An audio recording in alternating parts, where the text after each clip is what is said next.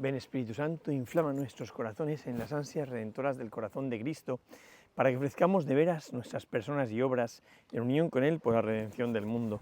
Señor mío y Dios mío Jesucristo, por el corazón inmaculado de María me consagro a tu corazón y me ofrezco contigo al Padre en tu santo sacrificio del altar, con mi oración y mi trabajo, sufrimientos y alegrías de hoy, en reparación de nuestros pecados y para que venga a nosotros tu reino.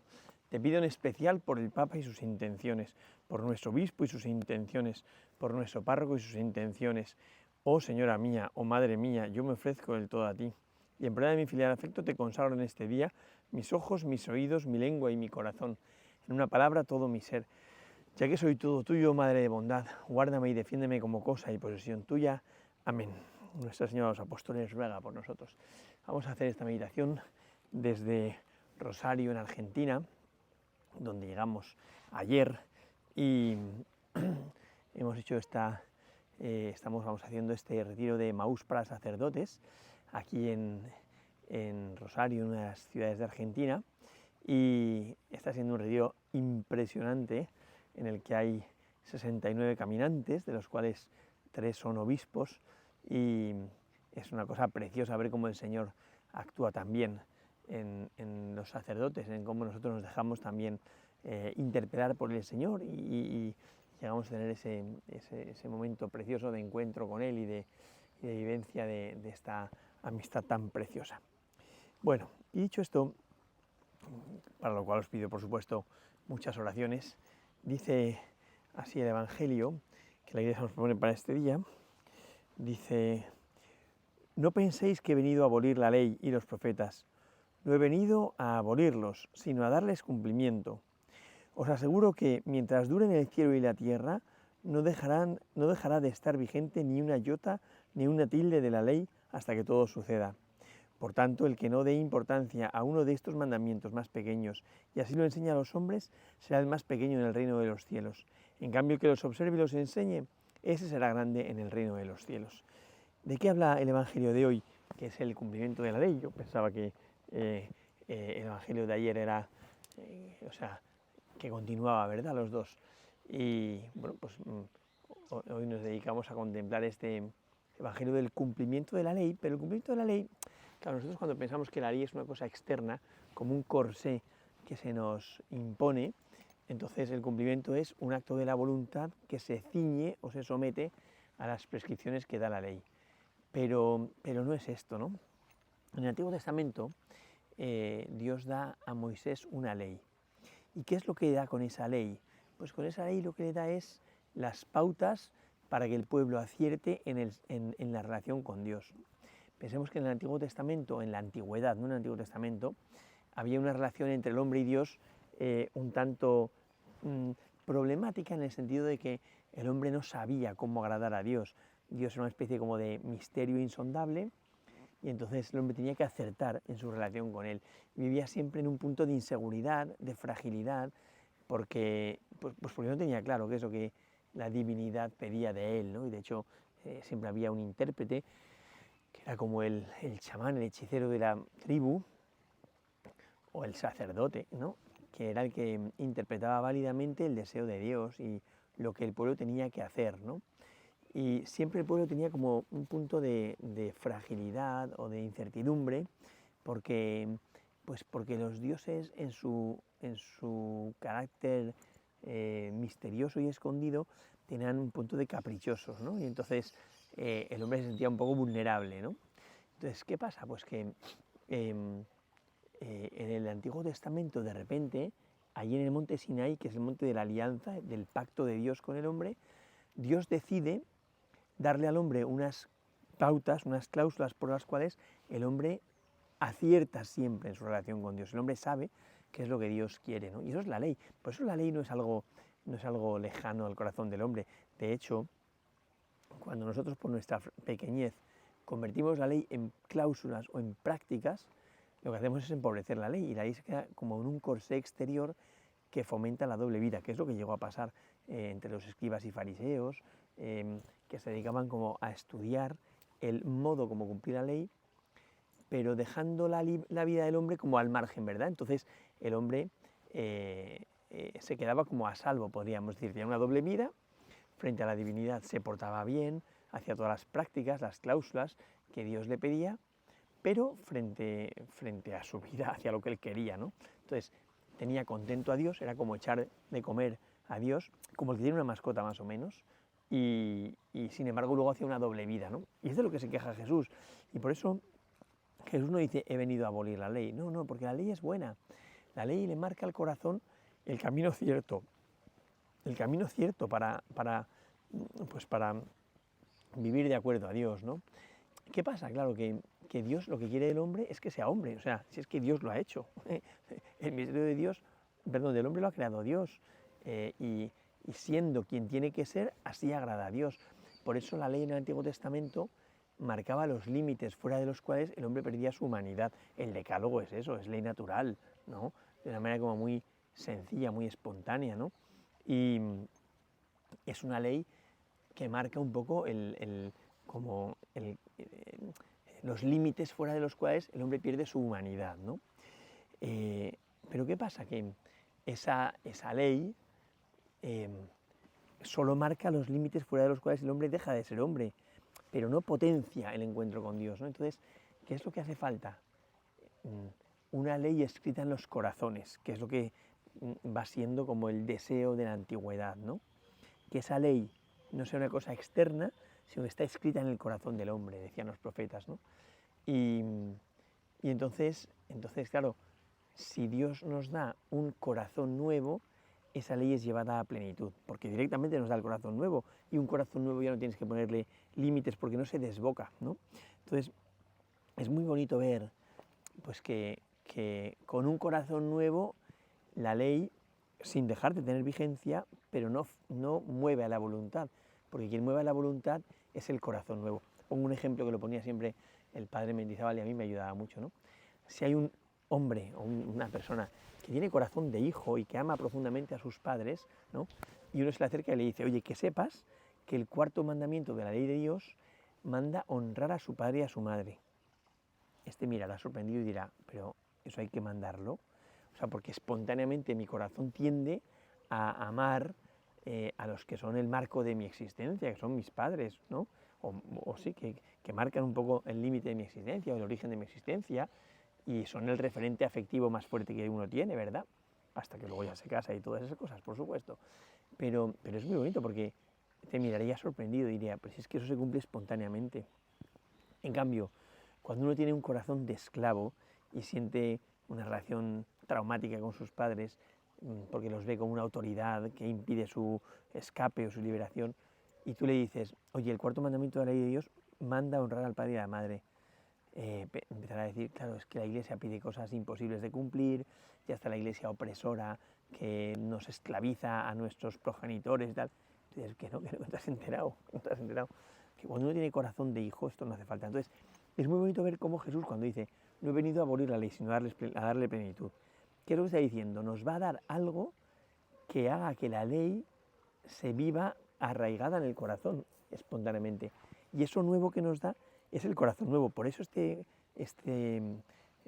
fragmento del cumplimiento de la ley está puesto al final de la introducción al Sermón del Monte, donde va a hablar de la nueva justicia del reino de los cielos, que no hace falta como una fuerza externa coercitiva para que el hombre cumpla la ley, sino que es el corazón el que se exige, ¿no? De hecho, no hay nada más exigente que el corazón. O sea, cuando uno ama, es muchísimo más exigente que cuando uno no ama, eso es evidente. Entonces, cuando uno no ama, cumple la ley, pero en los límites mínimos, ¿no? Ya está. En cambio, cuando uno ama, es exquisito en el cumplimiento de la ley. Por eso Jesús dice esto que dice aquí, ¿no? Dice, no penséis que he venido a abolir la ley y los profetas, no he venido a abolirlos, sino a darles plenitud, ¿no? Claro, ¿cómo no recordar cuando habla de la ley y los profetas? ¿Cómo no recordar la transfiguración, donde la ley y los profetas hablan del corazón nuevo de Cristo resucitado?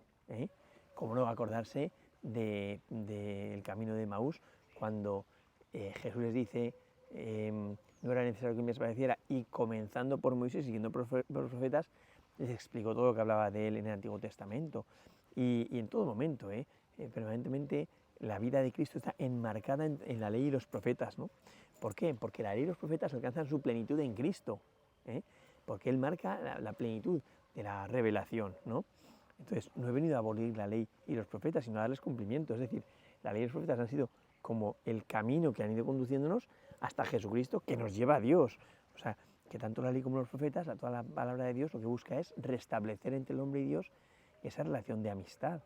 Y Jesucristo nos viene a traer el corazón nuevo en el cual se da esa amistad, pero por la vía del amor, de manera espontánea, ¿no? Y por eso dice, no he venido a abolir la ley y los profetas, sino a darles cumplimiento. Y me ha encantado esta traducción que pone la Biblia de Jerusalén, que va siempre remodelando las traducciones para que sea cada vez más fiel al origen y al sentido. Dice, os aseguro que mientras duren el cielo y la tierra, atención, el cielo y la tierra pasarán antes de que cumpla tal. Pues mientras duren el cielo y la tierra, no dejará de estar vigente ni una iota ni una tilde de la ley, hasta que todo suceda. Claro, porque la ley es el camino para el hombre en esta tierra para alcanzar a Dios, ¿no? Y entonces, mientras duren el cielo y la tierra, mientras estemos en este mundo, la ley es un arma poderosísimo para saber cuál es el camino cierto, para alcanzar al Señor, ¿no?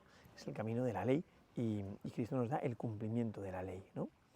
Y por eso muestra cómo el corazón nuevo, en el Nuevo Testamento, lo que busca es amar. Y entonces el que ama se exige muchísimo más en el cumplimiento de la ley, pues la exigencia del amor, ¿no? Y uno busca agradar al amado, ¿no? De tal manera que la ley ya no es una cosa externa que se me impone, sino que yo mismo desde dentro deseo ese camino, porque lo que busco es agradar al amado, ¿no? y acertar en el agrado del amado, ¿no? Y eso me parece que es preciosísimo, porque es lo que está diciendo Jesús, ¿no? Entonces, es verdad que mientras haya cielo y tierra, la ley seguirá vigente, ¿no? Pero con el corazón nuevo no es necesaria. Es necesaria para que no tiene el corazón nuevo y entonces trata como de que no se desboque, ¿no? Pero con el corazón nuevo uno tiende hacia el Señor. Y cuando el cielo y la tierra hayan pasado y empiecen el cielo y la tierra nueva, es decir, estemos en el cielo, el camino del amor permanecerá. Aquí podríamos añadir, como no, ese canto de San Pablo a los Corintios, donde habla de la fe, esperanza y el amor, ¿no? En la segunda parte, porque la gente conoce sobre todo la primera parte, donde dice que el amor no pasa nunca, ¿no? Pero la segunda parte muestra cómo en la vida del cielo el camino del amor permanece, ¿no? Porque es el camino que nos une al Señor, porque la verdadera alianza entre el hombre y Dios se da por vía de esa amistad que nos hace uno con Dios, ¿no? que lleva a que la alianza no sea solamente un pacto externo en el que cada parte cumple su cláusula o su parte del pacto, sino que los dos se hacen uno, ¿no?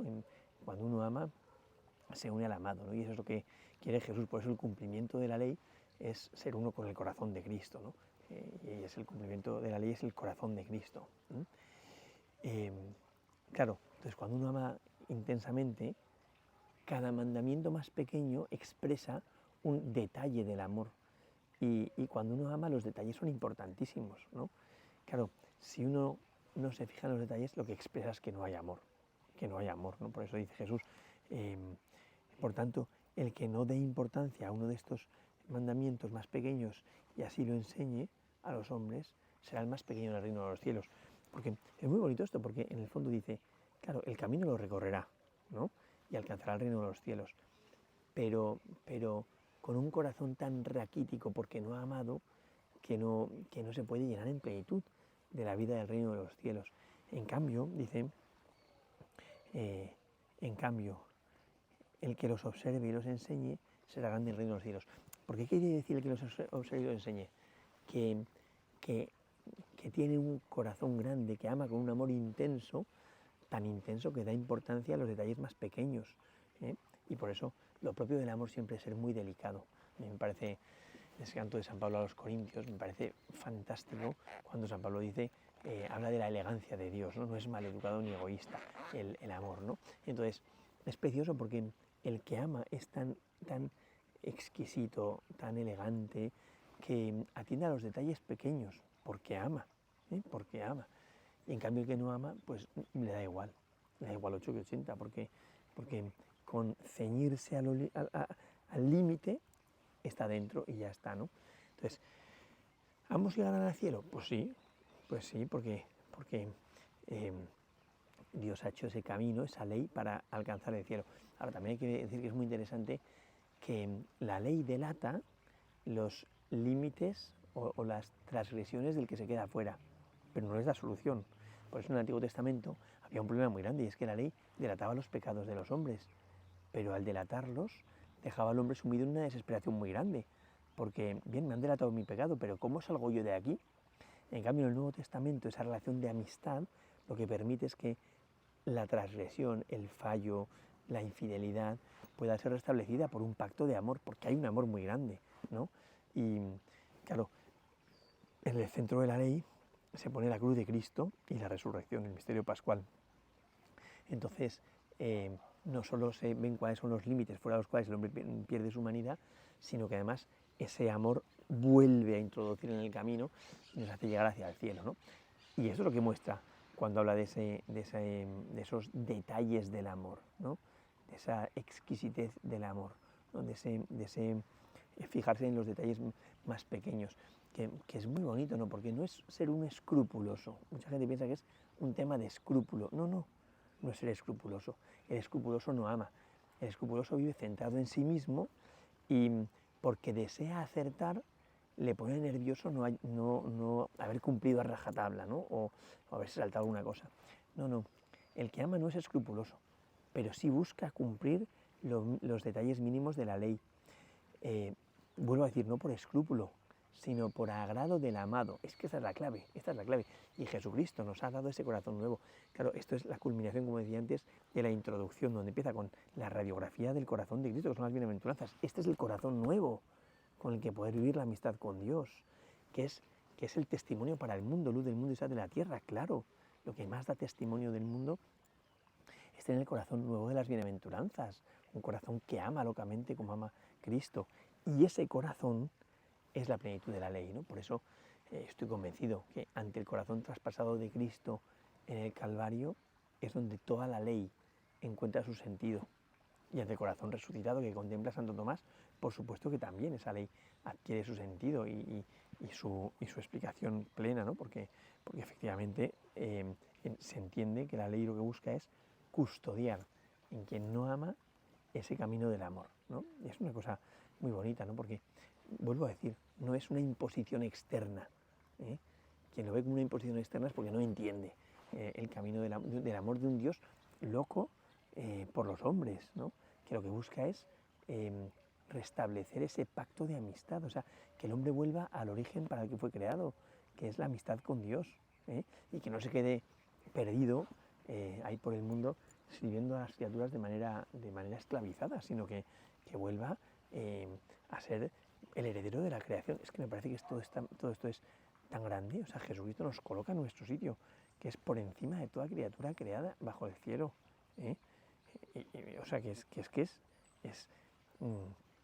en la corona de la creación que decía Santo Tomás de Aquino, que sirviéndose de ella tiene que alcanzar a Dios, ¿no? Entonces, la ley lo que hace es impedir que el hombre quede sometido a nada de este mundo, ni a sí mismo ni a las criaturas, sino que busque solo a Dios, que es su meta adecuada, podríamos decir, la respuesta adecuada. Cuando dice no es bueno que el hombre esté solo, voy a darle una ayuda adecuada, la ayuda adecuada es para alcanzar la respuesta adecuada, que es el corazón de Dios, ¿no? El hombre está hecho para Dios y por eso el corazón seguirá siempre inquieto hasta que descanse en Dios, ¿no? Y la ley lo que busca es permitir que el hombre alcance a Dios, y Cristo en el Nuevo Testamento lo que hace es darnos ese corazón en el cual se hace posible. Esto me parece que es, o sea, estamos muy acostumbrados a oír esta expresión, pero que se haga posible la unión del hombre con Dios, me parece que es lo más grande que puede suceder, ¿no? Y por eso es no venir a abolir, sino a dar plenitud, a dar cumplimiento, a alcanzar el máximo o la realización plena del sentido de la ley, que la ley era para vivir ese pacto de amor con Dios. Entonces, su plenitud precisamente es el corazón de Cristo.